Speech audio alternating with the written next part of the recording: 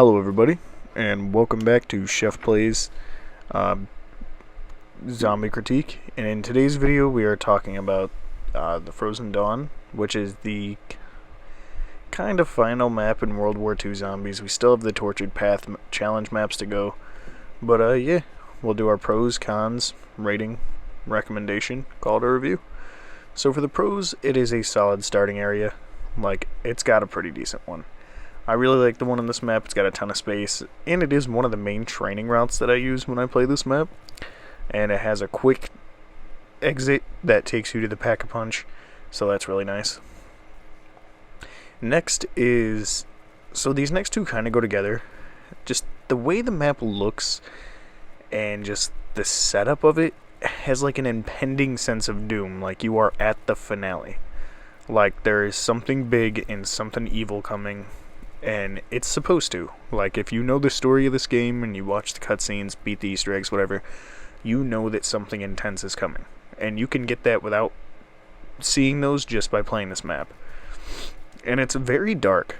Like, the lighting is there, and like the lanterns and stuff, but for the most part, it's a fairly dark map. And it works in hand with that last setting. Or pro. Now with the setting, I don't even know how to explain it. It's kind of like a temple, but a very like hidden temple, underground facility, been buried for eons to be discovered and found out there's this evil here. And it works. It's such a cool design. I really like this map. Next is the Pack-a-Punch. It is by far easier than the last map. It's super simple and it's super easy to do. And I really like that it has its own place that the game takes you to in order to pack a punch. It's kind of a nice little breath of fresh air when you go to do it. You don't have to worry about getting swarmed. Every time you go, it pops up 5 zombies, but that's really nothing to take care of. I really like that type of system. Next is perk locations. This map has some pretty decent ideas when it comes to the perk locations. Like, they're fairly easy to get to if you lose them, fairly easy to find. It's a really simple layout. Next is the pack camo. I really like it. It's super simplistic, but it's like, it looks like it's covering your gun in like a sandstone, kind of, and it's very fitting for the map. I think this is the first map to have a custom Pack-a-Punch camo. The rest of them were kind of just the same, but this one differed, and it's really nice. And lastly is the training spots. There is 3 decent ones. There's this one, there's inside the there's the main room, there's inside the temple, and then there's by one of the Pack-a-Punch teleporters. The best one for me personally is the starting area, but all 3 of them are pretty solid options. Now to the cons. If you watched the last video, you know about the Sizzler. Well, this map has upgraded Sizzlers that are stronger, faster, and have way more health. And they are bigger, and they are twice as annoying. I hated them in the last map, and I don't like them here. Next is the map layout.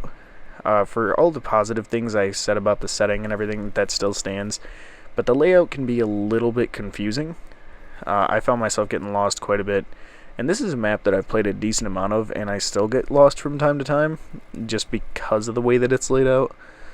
I don't know how to really explain it. It's more of a hands-on understanding thing, but it can be kind of confusing at times.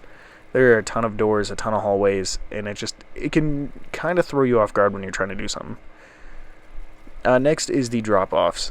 And what I mean by that is there's about 3 spots, if not more, in the map, or if you're not paying enough attention, you can walk right off the edge, and that's endgame. And yeah, that's kind of rough. That can make someone upset. But I mean, you just kind of have to pay attention to where you're walking. I almost did it twice while paying attention, though. So, yeah. The overall rating I'm going to give this map is an 8.5. Pretty solid, just those couple cons. And they're kind of nitpicky things. Well, I'd say the map layout and drop-off are nitpicks. The Sizzler's rightfully a con. But yeah, I definitely recommend this one if you're jumping into World War II Zombies again.